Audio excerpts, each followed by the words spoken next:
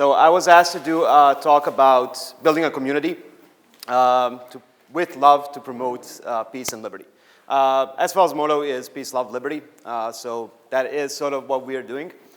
So my talk will be about SFL culture and what it is that makes Students for Liberty the organization it is, why it's special, why it's unique among student organizations that I know, and why we do things the way we do them. Some of you, there's a lot of people who are in SFL right now. Some of you are local coordinators, some of you are SFL alumni, so you were in SFL program. The founder of SFL is here somewhere, as are people from the board of advisors. So there's a lot of SFLers here, and I'm assuming most people in the audience are familiar with the organization.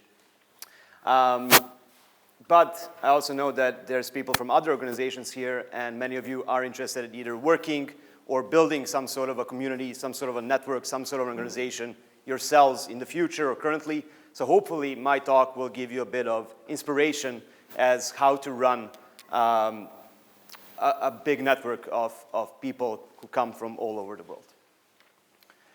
So I want to start off with bringing us back to last year, end of November of 2022. The Russians had just invaded Ukraine. It was, as we all remember, it was very chaotic. And SFL had a bunch of people, both Ukrainians and foreigners who were living in Ukraine at the time, who now needed to get out. Most of them were based in Kyiv. Some of them were based closer to where the front lines are to this day. And basically in the morning after the invasion started, the whole SFL staff, so about 60 of us, we sort of got up and realized the war is happening. And so we started thinking about, all right, what can we do now? So as a student organization, you know, there's limited options, but we decided we don't really want to just sit and watch on CNN as this thing evolves. We wanted to get involved somehow. So we figured, all right, well, we have people in Ukraine. First thing we need to do is get those people the heck out of there. So we started reaching out to our network in Central Europe. We started reaching out to our local coordinators. And we started reaching out to the people that we knew were in Ukraine. There were a couple of local coordinators, there were staff members, there were families that were connected with SFL. And pretty much all of them, except for two that lived in Lviv, decided on day one they want to go somewhere. There was no plan. They just figured, all right, we need to get out of here. So SFL started contacting everybody, and people started contacting us very quickly once they realized that SFL is doing something. The two guys in this picture, Filip Blacha and Stefan Kovar. And this guy, I don't know who this guy is, I'm very sorry. But Stefan and Filip, they drove from Prague to the Slovakian border with Ukraine, which is a pretty long ride. They got a car and they bought a bunch of supplies, food and stuff, and they were going to head towards one of the border crossings and delivered whatever aid they could get for the refugees coming in, and they were going to meet up with the girl sort of in the, oh, sorry. I did something. Can you? Anyways, they were going to pick up the girl in the back, and that's Tanya Rock. So Tanya started her journey out of Kyiv on the morning of the invasion, and it took her, I think, maybe 48 hours to get across from the border. On the other side, Filip and Stefan were waiting for her. They took her in, they took her back to Prague, and Tanya ended up living at Filip Blacha's house with his family for, I think, maybe a month or 2 months. Filip Blacha refused to be reimbursed for her costs by SFL. He said, no, this is what I'm doing, this is my contribution to this whole thing. This is Jan Papež with Felicia. Felicia is one of the SFL staffers. She's Ukrainian. She also was getting out of Kyiv on the morning off. She was heading to Poland. We reached out to our Polish LCs. We were trying to figure out who can pick her up. Jan Papež said, hey, I can go, I can pick up Felicia at the border, I can take her back to Warsaw, she can stay at my place. Her husband's from UK, so she had a flight from Warsaw the next day. So Jan Papež got up in the morning, he went to the border, he picked up Felicia, took her back to Warsaw. She spent the night there, went on a flight to her family in the UK.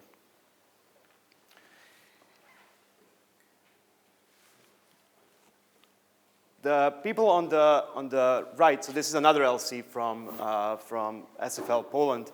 The people on the right, this is Kevin Flanagan. For those of you who have known SFL for years, you probably know Kevin. Probably had a few drinks with him somewhere. And this is his wife, Anna. Anna's Ukrainian. They were living in Kyiv at the time. They also got out a few days after the invasion started with a bus. Their trip took more than 48 hours. When they got to Poland, another LC came up. He said, you can stay at my place for as long as you need. I'll provide everything. You can figure out what to do once you've rested and you're on your way. This is Mikołaj Piserski. He's from the Polish Mises Institute. So he's a partner. He's not with SFL, but he's been a friend of SFL's for years. When the invasion started, he was one of the first people to contact us. He didn't wait for us to tell him anything. He called us and said, what do you guys need? He has a lot of connections in Poland, and he was trying to organize to get the refugees out, help people that we knew out of Ukraine. And so he contacted us and said, listen, I'm in Poland. I have this whole network set up. What do you need? And this is my favorite story. This is Christian Asul. He's from IES Europe. So Felicia's family needed to get out of Ukraine after maybe a few weeks. They decided it's time to go. They were living down in the east. They were going to go to Romania. But they didn't have a lot of money with them. They sort of left in a hurry, and we had to figure out how to get Felicia's family, like 8 family members, somewhere in Romania. So we called him because he's the guy we know in Romania, and he, as well, has been a friend of SFL's for years. And Christian just said, oh, well, I have a family home out somewhere. I can just put them there, and they can stay for as long as they want. The family stayed at his vacation home for 3 or 4 months. He never wanted anything to be paid by SFL to reimburse the cost of a family of 8 living in his place. And this is one of my favorite teams. This is SFL Georgia, right? So if you know anything about Georgia, you know they have issues with the Russians. So when the invasion started, Georgia became a very interesting place to be. I actually arrived in Georgia a week after the invasion had happened, and you can feel the adrenaline in the air. There was a lot of protests. There was a lot of aid that was being collected in Tbilisi in front of the parliament. Our LCs were there. They were front and center. They were collecting aid. They were telling everybody what's going on. As we couldn't really reach or we couldn't really bother the Ukrainians that we knew to sort of come out and do like interviews and stuff about the invasion, we called the Georgians, right? Because they had gone through this. And so the Georgians were giving us information. They were going on SFL pages and they were talking about Russian aggressions, right? They were taking care of Ukrainians that were stuck in Tbilisi. So why did all these people do this? Why did they come together? Why did they decide to do these things that are very unselfish? And, you know, driving from Prague to the Slovakian border, that's a big ride. And you're picking up somebody that you don't really know. You kind of know them. You met them maybe 2 or 3 times in your life. And you're going to pick them up, and then you're going to take them back to your family place, and they're going to stay with you for God knows how long.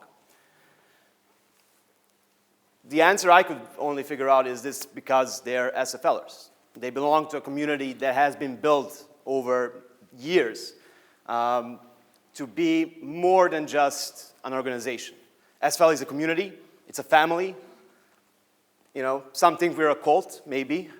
But primarily, we are a family. Once you're in SFL, once you get to meet the people in SFL, you can make friends for life. And many have. Many in this room who are a bit older, who have been with SFL previously, they still meet up the alumni of SFL wherever they go. They keep those friendships alive because at one point you were together as part of something. And that something is SFL. SFL's vision and mission is to build a global network of leaders advancing liberty in all aspects of society. And the mission as to how we're going to do that is by educating, developing, and empowering the next generation of leaders of liberty. Educate, develop, and empower. So educate, there's about 1,000 other student organizations that educate young people. That's what everybody pretty much does, right, as a part of informal education. Develop, not so much. Empower. I hardly know of any organizations that are very based on students that empower people. Actually, the only ones I know are sort of in the pro-liberty network. So SFL tries to do all three things at once. That's what sort of makes us unique. We educate by providing trainings and educational programs, both philosophical and technical, for our students. We develop them by giving them the resources to do things. So our coordinators organize events. They organize trainings of their own. So our students who are 22 years old, they host training sessions for other students. We give them the resources to organize huge conferences. In 2018, we organized a conference in Georgia. I was talking to somebody about this yesterday. There were 1,400 people at a conference that was organized by the local coordinators. So a bunch of 20-year-olds and 21-year-olds got together and organized a conference in Tbilisi that brought together politicians and ministers and all sorts of people, and it brought an audience of 1,400 people. And we empower, and this is the big thing about building a community. You need to empower your people. So how do you empower your people, right? Well, you build something that is inclusive. You work with people. You make sure that they understand that they are included, that they are part of something bigger than themselves. That whatever happens, like your country gets invaded and now you have to run away, SFL will be there to support you. That's something that empowers them. That's what keeps them in the organization and keeps them to do more for themselves, so they get more developed and more educated. The way we do this, the values by which we educate, develop, and empower our students is humility, ownership, professionalism. I love this one. And entrepreneurship. You want to see this again? It's the HOPE values. Somebody came up with this a few years ago, but it's what SFL has been standing for since its founding in 2008. So humility, ownership, professionalism, and entrepreneurship. So these are the core values that we teach our students, that this is what they need to have to be part of our program and to better themselves. So they can be the leaders of tomorrow of a freer world. They need to be humble, they need to take ownership, they need to be professional, and they need to, go out and do stuff. So through these values, we build the founding blocks of a community. Now, to build that community, you need to take the individual, and you need to take the whole. So the way we're nourishing individuality is by providing all the students with what they need and treating them all the same. So in our programs, we have a lot of students who are very academic. So they're maybe not very social. They don't want to organize events, but they want to write, and they want to speak. They want to hold lectures and panels. They want to write articles. They want to publish something. SFL will nourish that.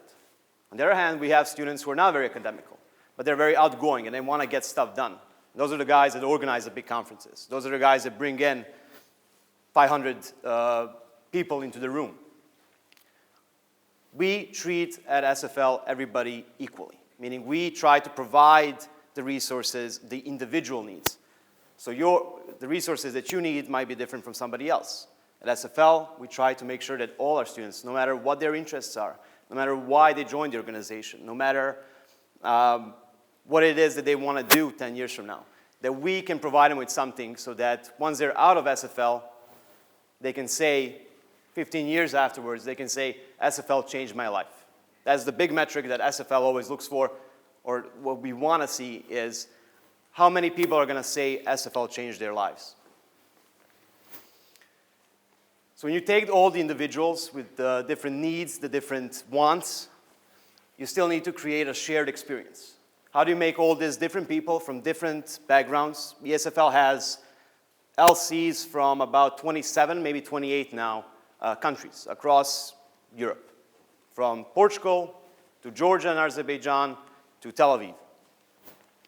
So you need to create a shared experience for a huge amount of people that have very different outlooks for life.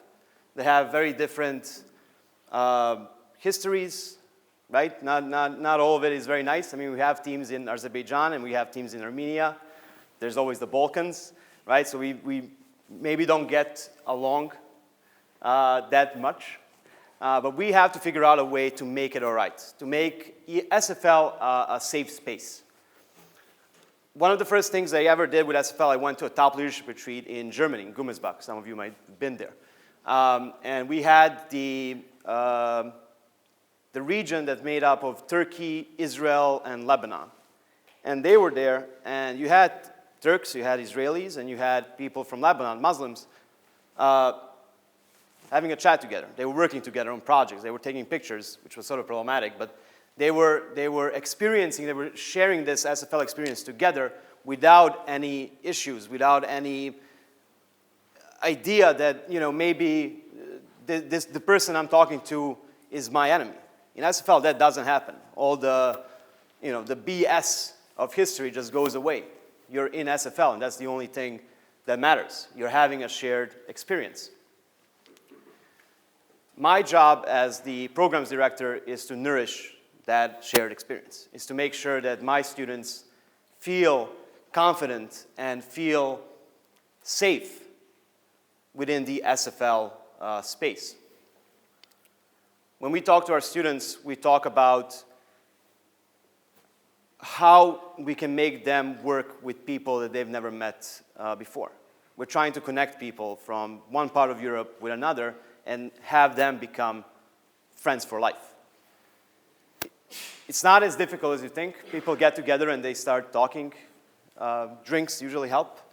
But having this shared experience is what makes SFL SFL. Without this, it would just be another organization.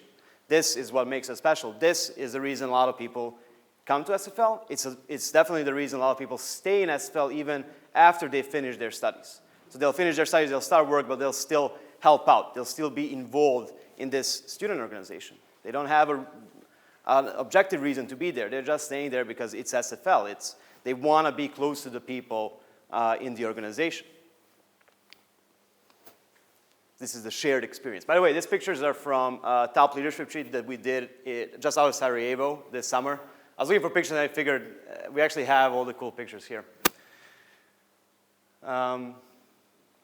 So as a shared experience, what is the goal? Why does SFL do this? Are we a social club? Are we, you know, a place for libertarians just to meet up? No. We have the mission and the vision, which is to make the world freer, together. No one individual can change the world. A small group can. So there's SFL. If you're part of the SFL network, be it as a student, be it as an alumni later in your life, together you can change the world, and SFL has been changing the world. SFL has existed since 2008, not a very long time. We already have alumni that have been ministers and members of parliament and created their own companies and all sort of stuff. We have great alumni that are actually changing the world. We think it's freer. You know, the socialists disagree, but we think they're changing the world for the better. Never doubt that a small group of thoughtful, committed citizens can change the world. It is the only thing that ever has. So, how am I on time, by the way? Good. Why build a community? Why build a community with love to do something? For us, it's to get peace and liberty, but you might want to build a community for a different reason. We have to build a community with love because it's the only thing that lasts. It's the only thing that will keep people there. If you're just doing something just to do it, just to get funding and spend the money, that's not gonna turn out well. That's not something people will remember 2 years from there or 10 years. But if you build something with love, if you nourish the people who are in this community, it will always be there. For as long as those people are around, they will remember and they will value the community that you build. And this is what SFL has done. If we hadn't, we would have fallen apart years ago. But SFL is currently present on all the continents. We have we have thousands of students, 10,000 alumni. We're big. So we had to get there somehow. And it was because of the work we were doing, the great work that SFL has done across the world. But that work had to be done by somebody. And that was the community that was built through love. These are my guys, so this is my community. These are my LCs in Sarajevo during the Top Leadership Retreat. We had our friends from Ukrainian Students for Freedom there as well. And so yeah, peace, love, and liberty. That's sort of the three things you need to build something that will last for a very long time. Thank you very much.